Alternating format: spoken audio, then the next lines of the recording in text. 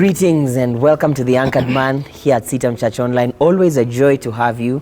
I still have with me our amazing guest, Jimmy Curtis. Karibu sana. Shukran. You're doing well?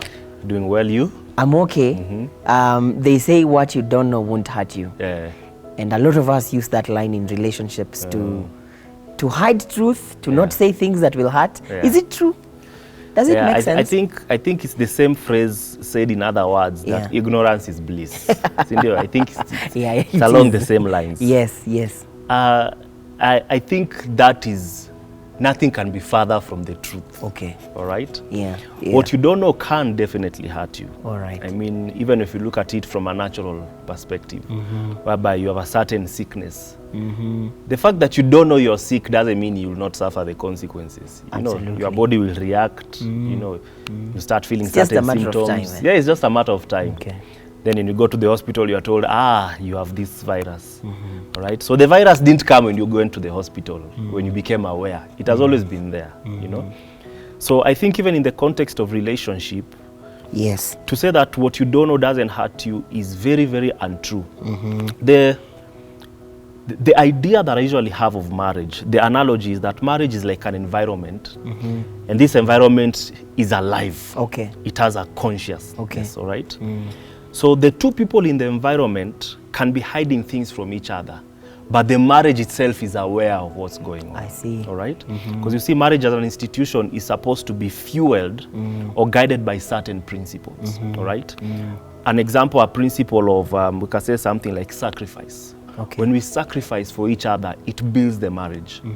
And the capacity that the marriage was supposed to have, or the blessings that the marriage was supposed to give to the two people, begins to flourish because of the principles that you're servicing the marriage with. Okay, okay. So if we come to a point whereby we are now being we are being dishonest with each other, you know, we are telling each other lies. My spouse may not be knowing that I'm telling her something that is untrue, but the environment of marriage can be able to tell that there is a principle here that is not quite right. All right? And it's only a matter of time before we begin to have certain challenges and certain struggles. And I tend to think this is what happens in marriages. Because sometimes you ask people, why are you guys fighting so much? And they'll say, I don't know why we're fighting so much. Well, the marriage knows why you're fighting so much. Because there's something there that is not in order. So I think we really need to come out of that philosophy and just begin to understand that marriage is an institution. This institution is made up of different systems, all right? Because you have laws make up systems, systems make up an institution. I see. So within this institution, there are certain systems, and within these systems, there are certain laws. And some of the laws that function in this area is being truthful, all right? I see. Actually, Corinthians talks about love. One of the attributes of love is that love rejoices in the truth. Yes. All right? Yes. And one of the things we're supposed to have in a marriage situation is love for each other, which means we have to rejoice in the truth. That's one of the things that builds a strong marriage. So anytime truth is hindered or truth is covered, there are bound to be problems. Yeah. Interesting. Very thought-provoking nuggets you're sharing. But why do people lie in relationships? Why do people see the need to not tell the truth? I think that just boils down to human nature. You know, okay. if I speak the truth in this area, I'll get in trouble. I see. So let me lie. To avoid trouble. I mean, you have a small child who, you never sat down with this child and taught this child that if I catch you doing something wrong, you have to lie. You never taught that child that. But you find the child doing something wrong and you come there very angry. Who did this? And they'll tell you, grandma. Grandma is in another country, you know. And nobody taught them. Nobody taught them to lie. So I think it's just the natural human response to try and save themselves. So we lie, to try and avoid getting in trouble. So I think it's just the fallen nature of man. Interesting. Are there things in the context of a relationship and marriage that should not be shared? Because some people say, this is the match. I can be open about my life or something like that. Even in the context of a relationship, are there things that should not be disclosed? You know, every time I hear that question, I think of Abraham and Sarah. Where Abraham is about to go sacrifice his only son. Oh, yeah. Of course, he doesn't tell the wife, and you're married. You can guess how that will go. Yeah. But when you're talking in the context of a relationship and cheating, I think everything should be open. This is not to say that there will not be consequences, especially if you are sharing after the fact. Probably you've already made the mistake and now you're sharing. There are bound to be consequences. Yeah. But I think keeping it is also not the best thing to do, because number one, it goes down to the marriage being aware that something is off. The marriage as an entity being aware that something is off. But on the other hand, I usually tell people, wouldn't you be happy that this person, when this person says, I love you, that they love you, having considered the worst that you've done? Like they know everything about you, the good, the bad, the ugly, and they say they love you. Wouldn't you want that? As opposed to someone saying they love you, and you know very well you've not disclosed certain things. So their love for you is based on, you know, only the good things that you've disclosed, not all the actual things that you've disclosed. So they love the idea of what you're presenting, not the real you. So which one would you rather have? Oh, wow. And the real you will always come out. They say you can only pretend for so long. Eventually it comes You'll be out. caught. Eventually it comes out. You know. Plus also, do you really want to be in this relationship and you're constantly being hounded by guilt? You know, this person is doing so much good stuff for you, but there's that guilt in your head that, oh my gosh, if only they knew what I did. It's not a good conscience to carry when you're in a marriage or a relationship. You want to be free. You know, most of the times when we have this conversation about lying and cheating, people tend to say it's those big things that I have to disclose. But I also hear out here people say, if you have to delete a text and hide a conversation from your spouse, then you're lying about something. Is it so? Okay, sometimes it is true. Sometimes you're trying to hide something. Sometimes it may not be that you're cheating, but it's definitely a cause of concern. What is this thing that you have to hide? I see. You know, you may not have gotten to the point of cheating, but there's something in your conscience, that is telling you something here is off. So that's why you're trying to cover. And one thing I've noticed about lying is that if you lie the first time, and you get away with it. I'm saying get away in quotes, because you never really get away with it. But let's say you get away with it in the sense that your spouse doesn't know. You tend to want to lie again. And again and again. And we see this in the Old Testament, whereby the Israelites would get into this lifestyle of sin. And God, in his patience, he will not punish them. After some time, they always take it a notch higher. You know. And I think it's just the nature of sin. When sin is not exposed as earliest as possible, there's always that propensity to want to do it again and again and again and again, because of the idea that there's really no immediate consequence.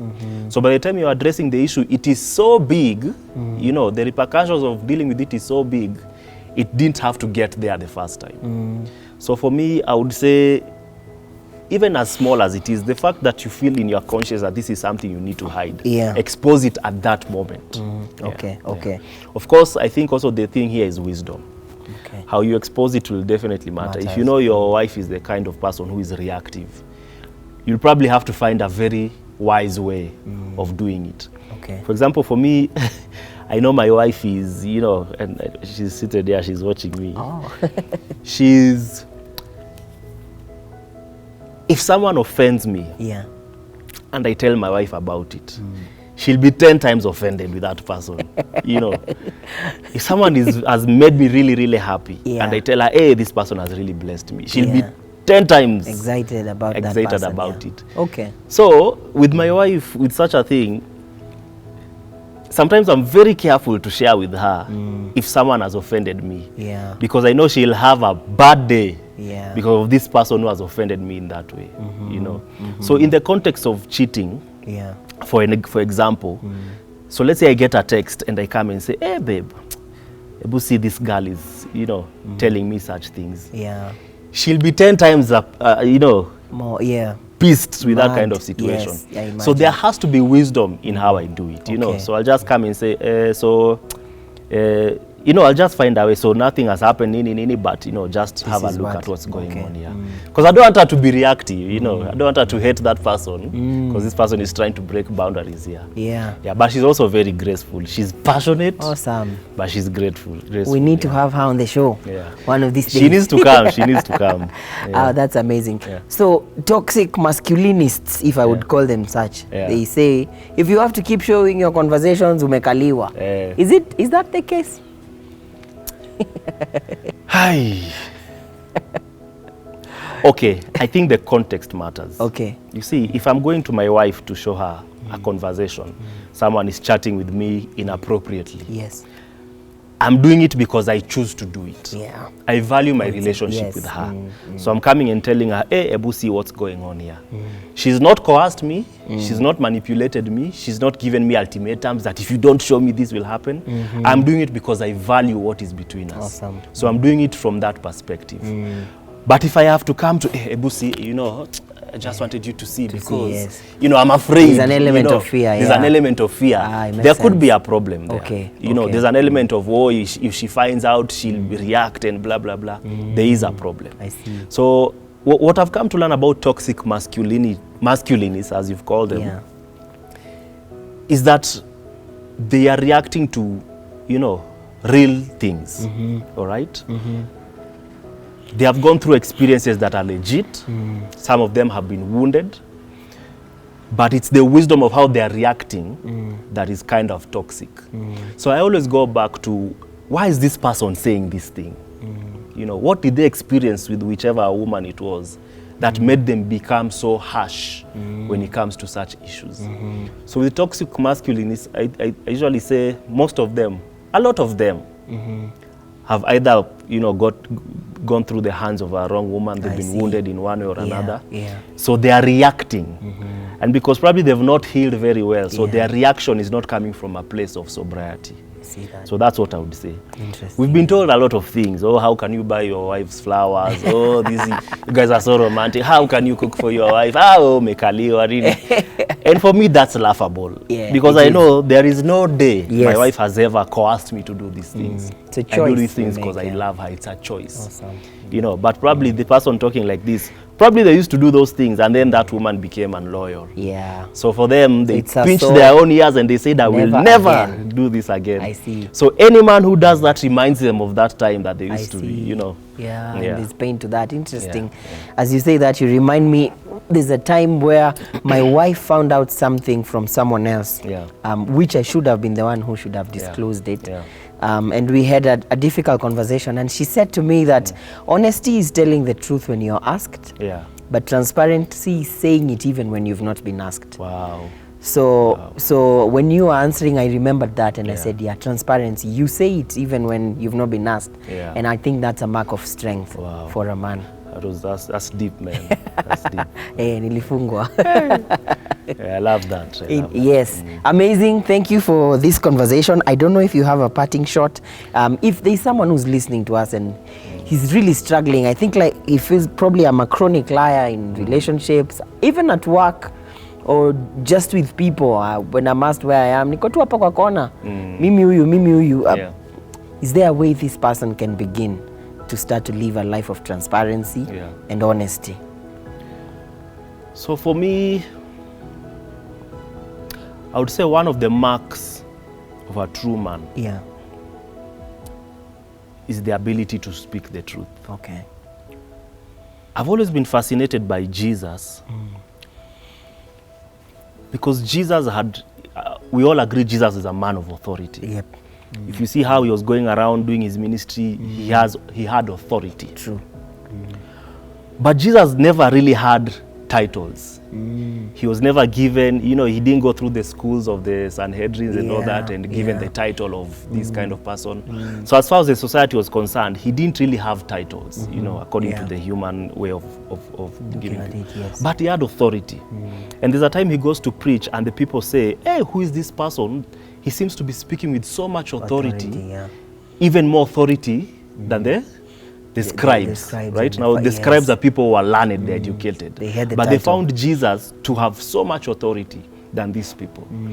And of course, if you ask ourselves, why was Jesus, why did he have so much authority? Of course, we can give the spiritual answer that he was the Son of God, which is true. But if you look deeper, you'll always notice that anywhere Jesus went, he spoke the truth.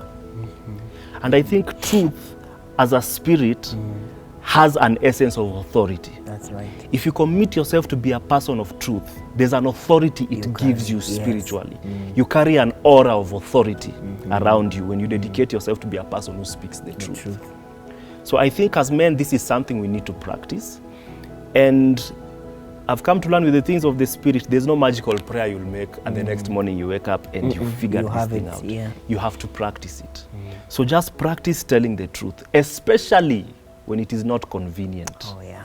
It's easy to speak the truth if it's convenient, but it takes a real man to speak the truth, even if he is going to lose by speaking it.